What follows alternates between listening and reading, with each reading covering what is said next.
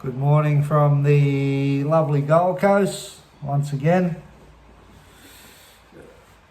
After the little yarn I did yesterday about our feelings, I was thinking during the course of the afternoon and night time yesterday about that word love that we all desperately seek in some manner in our life. I can remember a time when I was stuck in drug taking, in and out of prisons, lonely,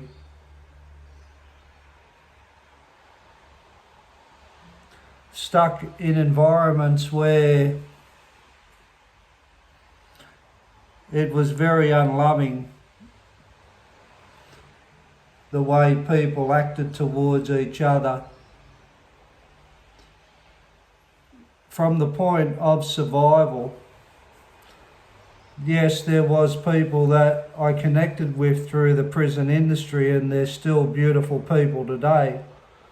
But I was so self-centered living in those environments like those people, one can't help realising the survival mode that it takes to live in those environments, and that gets you away from, I think anyway, being able to love effectively. Is there correct ways and incorrect ways to love others and hopefully receive love and hopefully give love? I think there is. I don't think it's that unconditional in this materialistic world, this selfish world. Don't want to sound too pessimistic in that area, because we've all got a choice in this world or whatever other society that we choose to live in.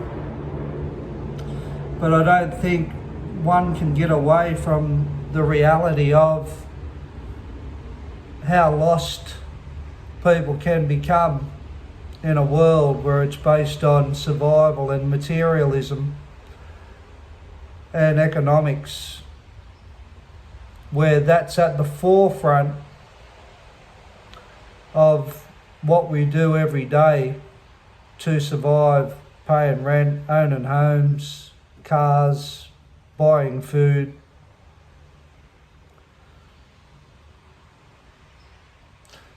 So I always go back to children, and we were all like children once upon a time. And my swan song, if you want to call it that, to people is what happened to us from that child? Well, we grow up. But as adults with children, one can't get away from the empathy that we feel towards children. And most people, unless you're a psychopath or a person that has no empathy, which connects with pretty much psychopathic behaviours, can't get away from wanting to protect a child, or can't get away from wanting to make sure a child's okay, or nurture a child as adults.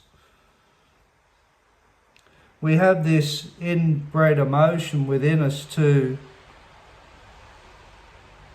relate to children because we all have been children. And then we grow up.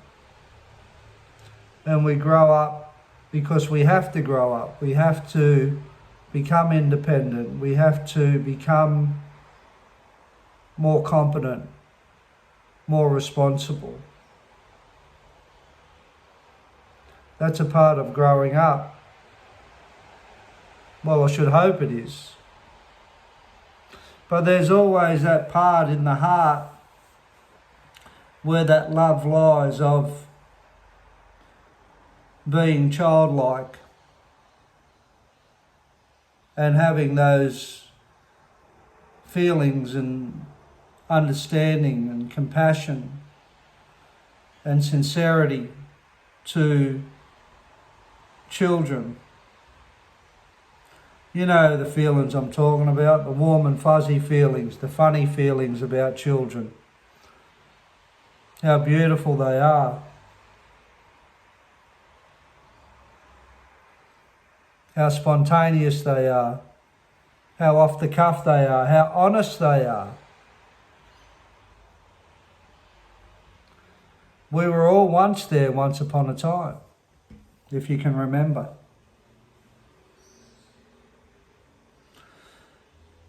So now as adults, with all our responsibilities and all our distance from that child we used to be, the naivety, the beauty, how much you want to protect that, how much you relate to it. And we come now as adults where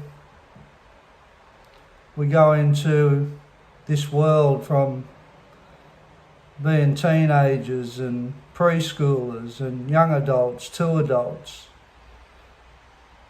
And we seek this thing, we call it love, as a completion. And getting back to being in prison, all I ever wanted was this so-called love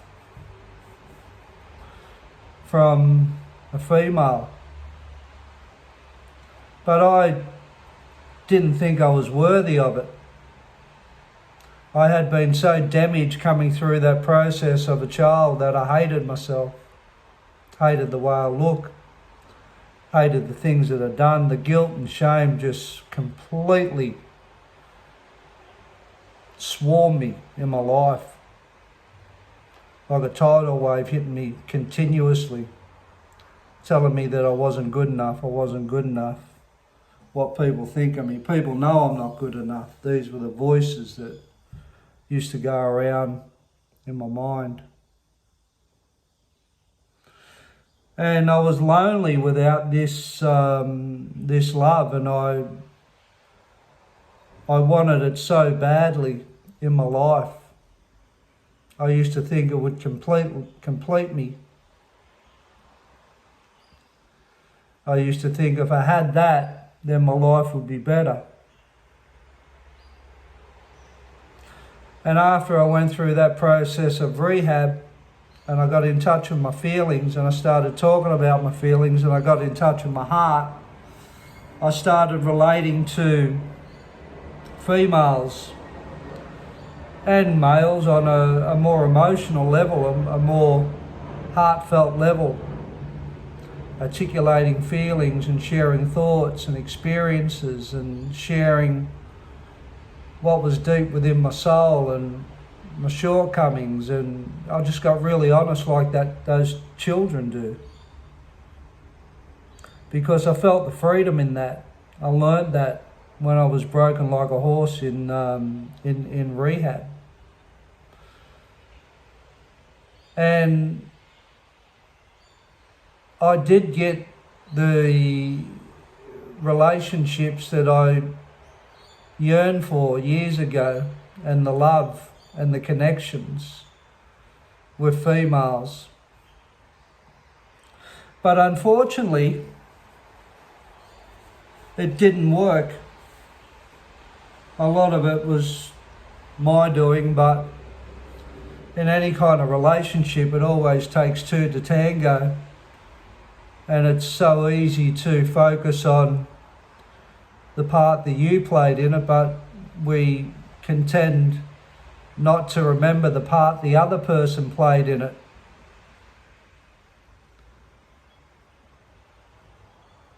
And when I got into these relationships where I felt prior I would be completed and I'd be more happy, it was hard. It was a struggle. I didn't handle them well because these relationships brought up all this stuff in my heart and all my inadequacies and all my shortcomings and all my fears.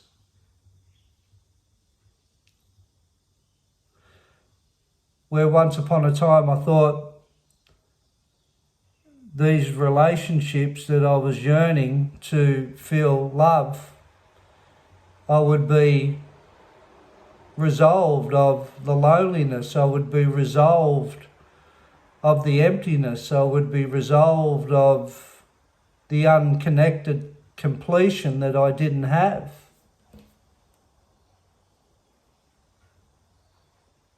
But it went the other way. Initially I was resolved, initially I was happy in these relationships that I had with these females. But over a period of time of staying in the heart in relationships, I couldn't handle it. I couldn't handle it.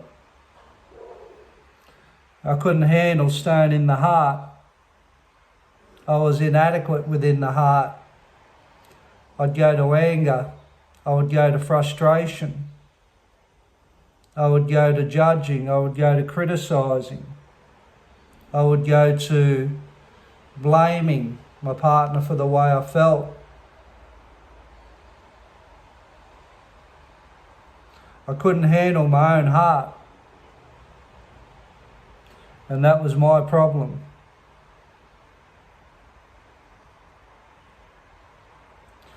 And to a certain extent, my partner's problem also.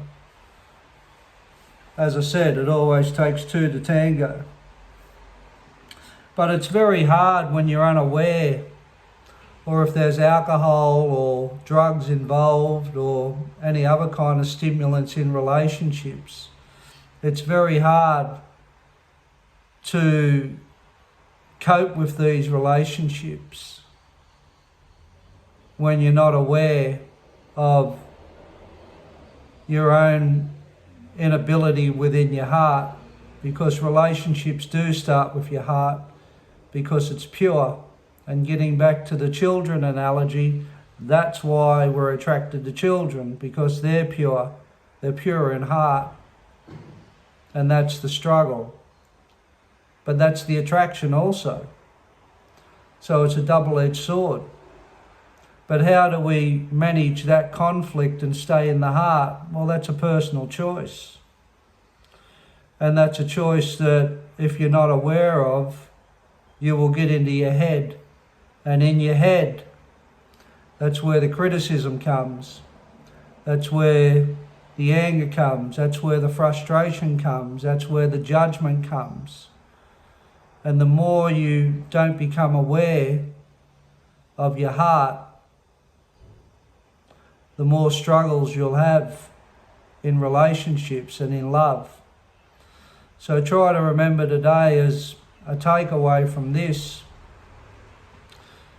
are you in your heart? Are you a child with wanting to live in your heart because you like the way it feels in your heart as a child, when you was a child, when you had your freedom, when you wasn't living the life you're living now as an adult? Can you remember that time as that child? Have you got the courage to go back to your heart? I'm sure you got courage in a lot of other areas in your life. What about this courage? What about owning yourself? Like we all have to. I had to own myself, and I'm still owning myself. But working from the heart in love will give you some kind of hope of having love. If you're not coming from the heart, unfortunately, we can't get the so-called chocolate. We all want the great things in love, but a lot of us don't understand where it stems from and where that attraction stems from, and that's the heart.